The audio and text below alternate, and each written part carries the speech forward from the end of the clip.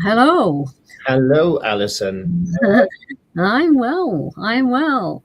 Hello to everybody listening to this Career Insights podcast on how to get hired. I'm joined today by Mike, who I'm going to let him introduce himself. And Mike and I met last year when Mike was in a process himself, and I supported him through that process. And he's going to share with you his thoughts and some insights into the market from two different perspectives. One as a candidate who's been there and done that, and the other as a previous line manager in terms of recruiting and hiring. So, Mike, do you want to introduce yourself? Thank you so much, Alyson, and thank you for having me. I am now a product delivery manager at Bloomberg, and as you say, I'm coming from two different lenses with this. One is a candidate who's been through many comprehensive recruitment processes in the past. Some have been successful, some not so successful. But also as a previous line manager, and I've been lucky enough in the past to have to set up my own team from scratch. So I've done a lot of interviewing. Now, my role at the moment, I'm not a line manager. I manage projects, not people. So I haven't interviewed for a little while. But going back to when I did have to interview, I did a lot of recruitment, I did a lot of interviewing. And when you're doing back-to-back interviews like that, you start to get a sense of some of the things that either you're really attracted to or things that maybe put you off a little bit. I like to call them my icks. And I think these are things that are always worth being aware of. Yeah, I love that expression. We were talking about this earlier, and it's something that'll always make me think of you, Mike. But yeah, it's a great opening question. So let's go straight into that. Tell me about your icks. Okay. What are the things that you find really annoying or irritating in an interview situation? What we're doing here, I can see, Alyson, we're getting right into the juicy stuff, which is great. Okay, I have a lot. I know that will surprise you, but one of the biggest ones I think is lack of preparation, and the amount of times that I've interviewed people that don't have the job spec in front of them, they haven't read it, and the thing is that job spec that you have, that is the hero document. That's the document that is going to keep you straight through the interview. So you must have it in front of you, preferably printed off. I'm quite old-fashioned. I know it's not very eco-friendly, but have it in front of you. And when I used to interview, I'd always ask questions about the job spec, and nothing highly technical, just basic stuff such as, what do you see on there that really excites you? What do you see that you feel that you can get your sleeves rolled up and get stuck into straight away? And I was surprised at the amount of times that people would come up with something completely random that's not related to the role, not on the job spec. And that will give the impression that you're not serious about the role and you haven't done your homework. And so it's worth bearing in mind. On the same angle, when you read a job spec, there's usually things that you're not aligned to. And don't shy away from these, because it's I've applied for a lot of jobs in my time, and I think in all the years there's only been one job, and it was a few years ago, where I ticked every single box on that job spec. And I remember reading it thinking, that job's written for me, and ironically I didn't get the job. So it doesn't always follow.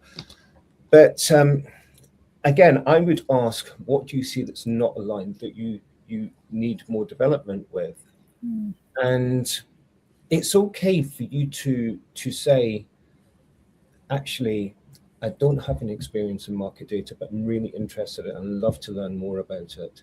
And what that shows the recruiter or the employer is that you're open to growth, to development, to learning. And if you can show that you're really excited about it, that can be a really positive and attractive thing. Yeah, it's an interesting thing. You don't have to know everything. It's there are statistics out there that say we hone in on the negatives, don't we? We look at the bits that we can't do. But often, as you say, some of that stuff is technical and they can teach you that. You don't, it's, for me, often it's more about your attitude and your enthusiasm and your energy, as you rightly said. Would you actually highlight that to a recruiter that you haven't got something, or would you talk about how you have got things in the past? So I would say not intentionally, just see how they read the room and see how the conversation goes. If there's an opportunity to do it, then do include it. So as an example, when I asked that question, when people said to me, when I would say, is there anything you're not aligned to? When candidates say, oh, I can do it all. I can do it all. That would make me think as a hiring manager, as a recruiter, I would think and tell, really? And it gives you an opportunity to show a bit of vulnerability, show authenticity as well, because we're human beings, we're not superhumans. It also shows you've read the job description, doesn't it? Which is your point. What else is there that you don't like in those situations? Give me some more examples, Mike. Not looking at the camera, that's a big one. So that's very common. If you have a dual screen and you have your video there and you have your camera there and you have the side profile of somebody, that can be very jarring. And what you're doing is you're missing out on an opportunity to create a connection with the interviewer. So that's really important. Another one is going into too much detail and not being concise. And I think something to remember is that when you're recruiting, if you're a hiring manager, if you're a recruiter, and you do a lot of interviewing, I'm going to say something that people will probably not openly admit to.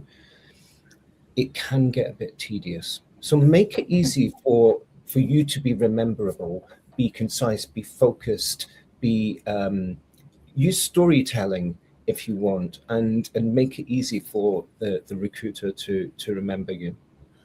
No, I think that's a great point. I think we never, well, I say we never, but you don't often put yourself in the shoes of the person recruiting. When you're going in for your interview, you're just there to get it done, aren't you, and get out the door. But not everybody likes interviewing, and not everybody's good at it as well. And I think that's another point to make. Sometimes your experience in an interview can be that you might have somebody who doesn't enjoy it either, and is just trying to get through a process. So it's really important that if you and I'm not saying force yourself to like something that's not naturally in your skill set, but a lot of it is in your mindset as well, and being present and being intentional is really important. And actually enjoying the process, because these are going to be people that you would be working with day after day after day, and so try and see the positive in the process that you're going through, which I know it can be unsettling and it sometimes not easy, but that's one way to reframe the mind. No, I think it's good, a good point. So if we think about going through that process, if we want to just move on to thinking about how you should approach, we talked about assignments, but things that, when you're asked to do a presentation or some scenarios or something, how do you do some of that preparation? Because you've already said lack of preparation is one of your icks. What are your top tips on that, Mike? Okay. Well, this is something that is becoming more and more common, especially for senior roles. You're expected to maybe do a problem-solving exercise, a presentation, and this is a great opportunity for you to be able to showcase your skills and showcase what you're good at. So really, really grab the opportunity with both hands and make the most of it, because you're only going to get one chance to be able to do this. I think the attitude that you have for it is really important. And something that happened recently, I was helping a friend with a presentation. They were going for a senior role, and he said something really interesting to me, and that was, I don't know why I'm doing this. I'm really senior. I've got a really good track record, which should speak volumes. I've got all this knowledge and IP, and they're getting something for nothing, and they haven't even offered me a job yet. And I thought about it, and I thought, actually, they're not. really. And I once used a presentation as a hiring manager. I was recruiting for a product owner at the time. And the reason I did it was I had very specific problems that I needed to solve. And what I wanted to understand from the candidates is, do they understand the problem? How would they approach it? Not necessarily the solutions, because that's something completely different. How would they approach it? And number three, can they put a deck together and talk through it? And that was the reason. So it's more about approach and delivery rather than actual content that are interested in. And I think that when you talk about preparation for assignments, I think we do need to give a bit of a nod to the two letters that are on everybody's AI. What are your thoughts? How do you think AI comes into it? I mean, funnily enough, the last session we did was talking about AI in terms of these podcasts. And yeah, it absolutely has its place. When I was working through your process with you, I can tell you this now, now you got the job, I put a lot of the stuff into AI and said, what do I need to think about from a coach's point of view that is helpful and supportive? Because as you were going through that process, I didn't know what a mirror board was. I didn't know what, and I learned a lot myself, and I found it incredibly helpful. I mean, again, you can't rely on it to be absolute, gospel, but for frameworks, for hints, for tips, for suggestions, absolutely. It was probably when I, working with you, Mike, was probably when I really learned to love AI for what it could do.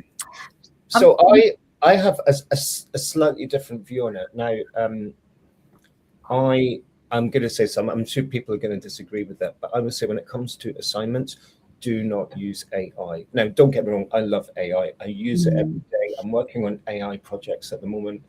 They're really exciting. It's fantastic. It's amazing. I love it. But when you will get a brief, when that brief lands in your inbox, read it. That's when you step away from Copilot and ChatGPT. Read it, digest it, understand it, come up with your solution, come up with a framework, a storyboard, however you put things together. And that's when you bring your friend AI in. And that's when you can ask things such as, what have I missed? Is there something that I can add to this that's going to take it up a notch? And because what employers are looking for when they ask you to do a task is, what do you think? What is your solution? How would you approach it? Not how does ChatGPT approach it? Yeah. No, so you're right. Use it to enhance, not to construct. That's my thoughts on AI and assignments. We've got a few questions coming, Mike. I love this first one from Liz around X. She's obviously adopted this term, and just as like we have. Are there things do you think that candidates worry about that don't actually matter as much as they think? Wow, that's a challenging question. It's possible. And when it comes to X, I think each hiring manager will have their own things that bother them. I've mentioned three of the many things that bother me, but I think that as a candidate, as long as you are honest and you're authentic and you do your research, you do your homework, then you shouldn't really have anything to worry about. But obviously, when you go into an interview, you're stepping into the unknown. You don't know whether you're going to connect with the other person. You don't know how the conversation is going to go. It is always worthwhile asking what the format of the interview is going to be. Is it going to be competency based? Is it going to be scenario based? Is it just going to be an informal chat? Because that does help you prep for it, and that can take a bit of anxiety about things like that out of the window. interesting you mentioned the word there, informal chat. That triggers me slightly because I was set up. Well, somebody set me up with an informal chat, and I trotted off to London to meet with this recruiter, and he opened up with that question. And you and I have talked about this. What are your top 3 skills? And it was that moment in time that I realised I hadn't done my preparation. I was okay, 30 years experience in HR. I came up with a pretty reasonable answer. But when I stepped out of the situation, I also realised I told him what I had been doing and not what I wanted to do beforehand. And interestingly, you mentioned earlier stories. And, things like being authentic and genuine around, what are my top 3 skills? They should trip off the tongue. That story should be easy to tell.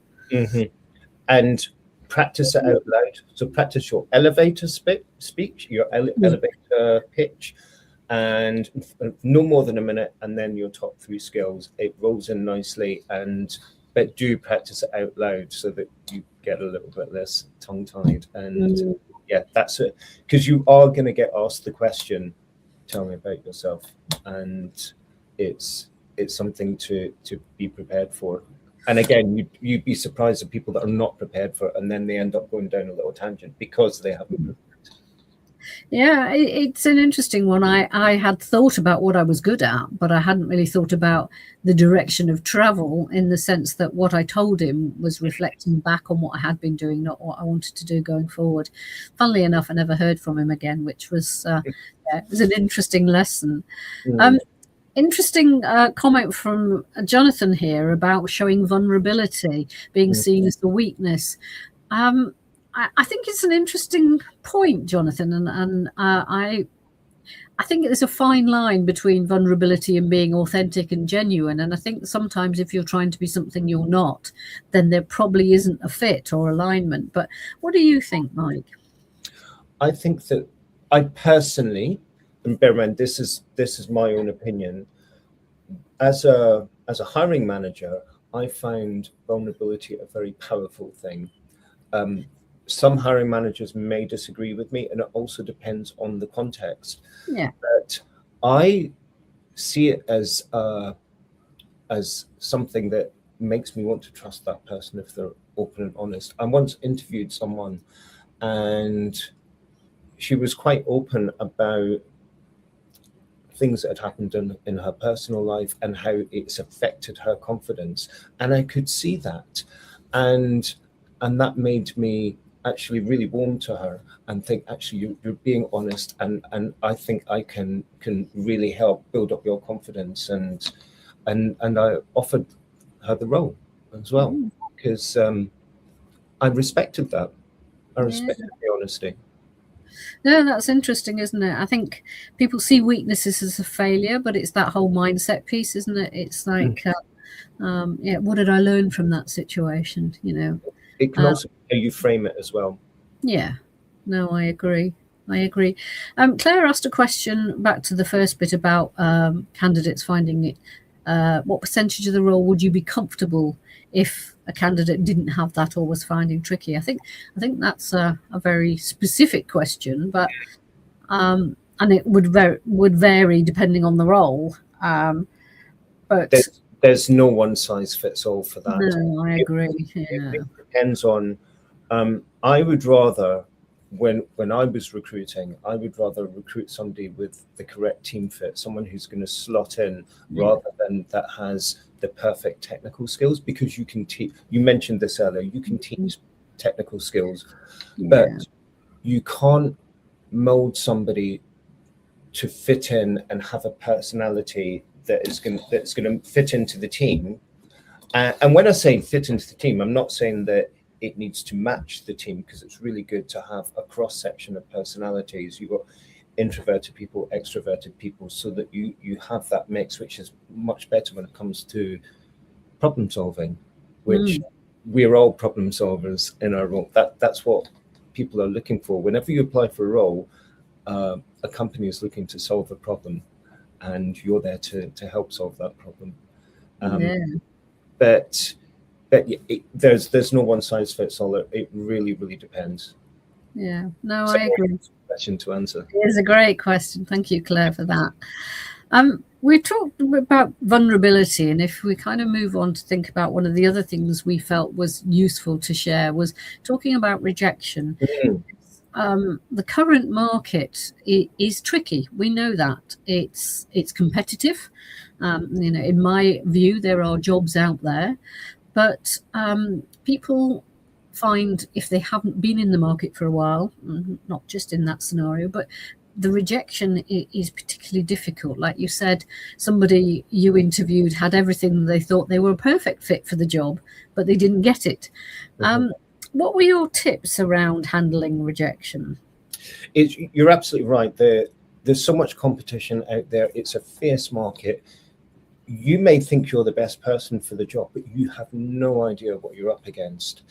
And there's two things here. One is how you respond outwardly, and the other is how it affects you internally as well. Two very different things. The first thing is, well, always ask for feedback, and you don't often get it, but when you get that feedback, always, even if you don't agree with it, always take it with grace, take it with what it's intended.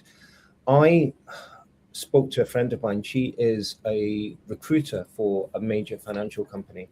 And I was telling her I was doing this podcast. I wanted to get her stories of things that have happened to her, because she does this every single day. And it surprised me. She said quite often, or a few times when she gives feedback, people are defensive and maybe verbally attack her as well. And she said, I'm not doing this to be unkind. I'm not doing this to be critical. I'm doing this because I care about what I do. And I want you to be successful in the future. And it's the thing to bear in mind is sometimes, I do emphasize that word sometimes, rejection isn't a no. It's sometimes not no. Maybe you've just been nudged off the top spot by a slightly stronger candidate. And the reason I can say that confidently is twice in the past I've made offers to people that I previously rejected. And that's because I've really liked them, but they've just been nudged by a slightly stronger candidate. And the thing is, when you give the feedback, if you're defensive, then that's you straight off the callback list. So and also bear in mind that being a hiring manager is a difficult job. You're under so much pressure to make the right decision. You don't want to let your line manager, the company, the team down. So give the hiring people a bit of slack.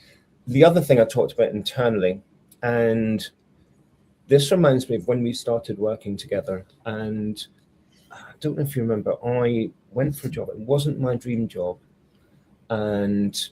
but I thought, I know what the market's like. I've got to take what I can get. Had a screening. It went really well, bounced really well off the interview. And then a week later, I got an email saying, not taking you forward, but please keep an eye on our LinkedIn company page for future roles. Asked for feedback, didn't get it. And I was confused. And you start thinking, was I too confident? Was I too cocky? Was I not confident enough? Was I too senior? Was I not senior enough? And the thing is, when the way that we're wired is to close the loop on things, and when you can't, you fill that gap in with stories which are not based on fact and they're not based on data. And these stories can transform into negative thoughts, which then turn into negative behaviors. And before you know it, you've got a vicious spiral.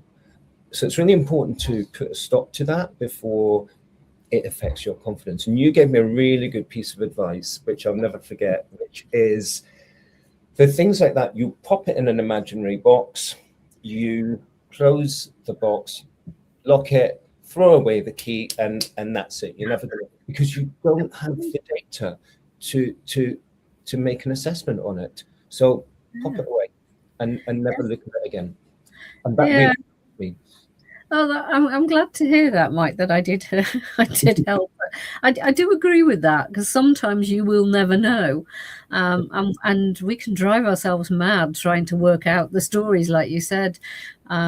And particularly when people don't give feedback, they may have given the job to the next door neighbour's son. I often say that, and you'll never know that. But in the meantime, you're wrangling with the why me, and it's very normal to try and fill those gaps in. But putting it in the doesn't compute box and parking it over there is sometimes, not always, but sometimes the best way to deal with it, because if you don't know, you can't control it. So yeah. And you're right. You don't want to get stuck in that loop of negativity. Okay, thank you for all of that so far. I'm going to go to our last kind of final advice to candidates going through the process. And, we talked about this a lot. You've shared quite a few things that you have done as both a hiring manager and as a candidate. But if you think back to the process that you went through that I supported you with last year, what would your advice be to yourself looking back on that? Well, do your preparation, prepare, practice, get to know the job inside out from the job spec, get to know the company, do your homework, do your research, enjoy the process as well, be present. I talked about this earlier for people that may not be aligned with doing interviews, but be present, be intentional, and don't worry about if it's a several step process. Don't worry about what's happening next, don't worry about what's happened in the past. Focus on what's happening now and really concentrate that. When you're in if you're doing a presentation, don't worry about trying to get it over and done with as quickly as possible. Just take your time. Finally, just one thing that's worth noting: if you are asked to do a presentation, if you're asked to do a problem-solving exercise and you need to present it, if you maybe suffer from a bit of performance anxiety, something that's really useful to tell yourself is that the physical feelings that you get from anxiety, which can be varies for different people, sometimes it's like an increased heart rate or butterflies, they're exactly the same physical feelings that you get when you're excited. So don't say, I'm nervous, I'm anxious. You say to yourself, I'm excited about this. And that just changes, that can sometimes change how you see it and how you feel, and changes a negative into a positive. That's a brilliant piece of advice, Mike, because a lot of people ask me that question when I'm supporting them, is how do I get over my nerves? And there'll be people out there questioning, enjoy the process. Most people don't like being interviewed because it feels unnatural. It feels very alien in some ways, doesn't it? Having to go talk about yourself, heavens, how would you enjoy that? I quite like talking about myself, so maybe I'm a bit odd like that. I couldn't possibly comment. No, but I mean, in terms of that process, and the preparation in particular, you mentioned, I can remember a candidate saying to me last year, she'd got a couple of job offers on the table, and she said, I'm going to take this job. And one of the reasons she said, I want this job is because I don't want to keep going through this process, because it takes so long to she was saying, roughly 10 to 15 hours of preparation, and sometimes that can put you off. But in that sense, does that not show commitment? You and I were talking about the hurdles that people are now jumping through in order to get jobs.